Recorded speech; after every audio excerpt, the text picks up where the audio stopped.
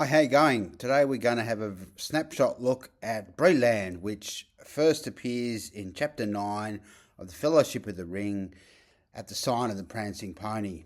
Here we can see some beautiful artwork by Galina Erakova showing the hobbits arriving at the pub, the Prancing Pony.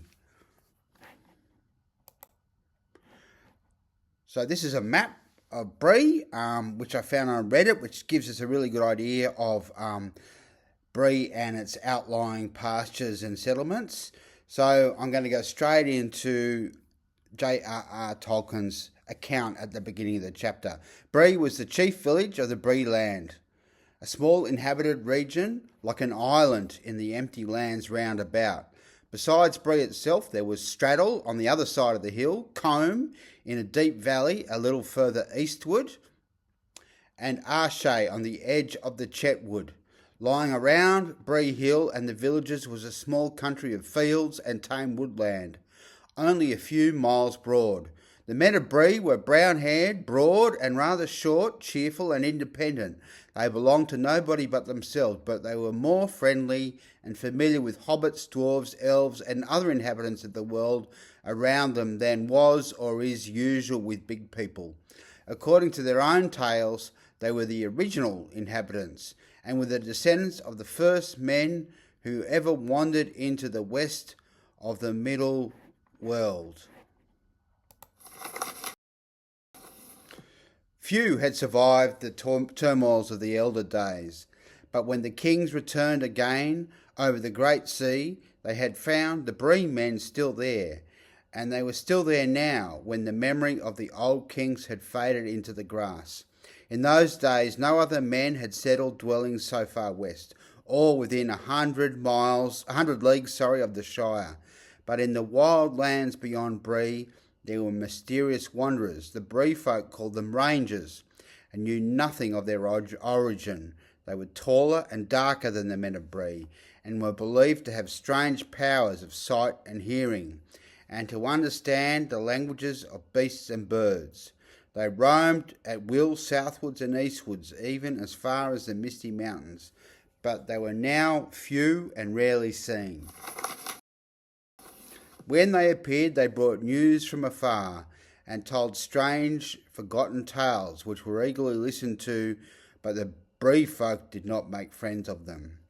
There were also many families of hobbits in Bree Land, and they claimed to be the oldest settlements of hobbits in the world, one that was founded long before even the Brandywine was crossed and the Shire colonised. They lived mostly in Straddle, though there were some in Bree itself, especially on the higher slopes of the hill, above the houses of the men. The big folk and the little folk, as they called one another, were on friendly terms, minding their own affairs in their own ways, but both wryly regarding themselves as necessary parts of the Bree folk.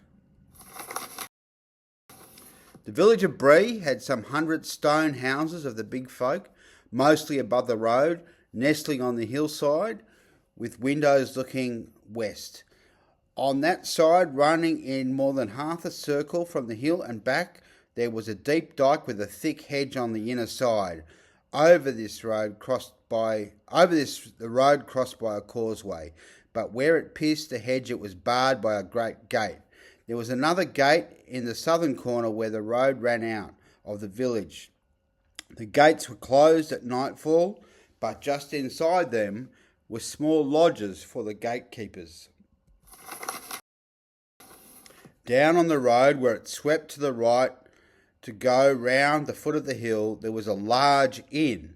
It had been built long ago when the traffic on the roads had been far greater, for Bree stood on an old meeting of the ways. Another ancient road crossed the east road just outside the dyke at the western end of the village, and in former days men and other folk of various sorts had travelled much on it.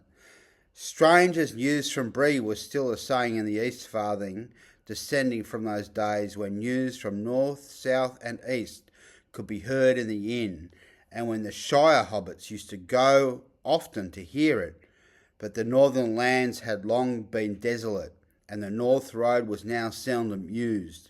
It was grass-grown, and the Bree folk called it the Greenway. The Inn of Bree was still there, however, and the innkeeper was an important person.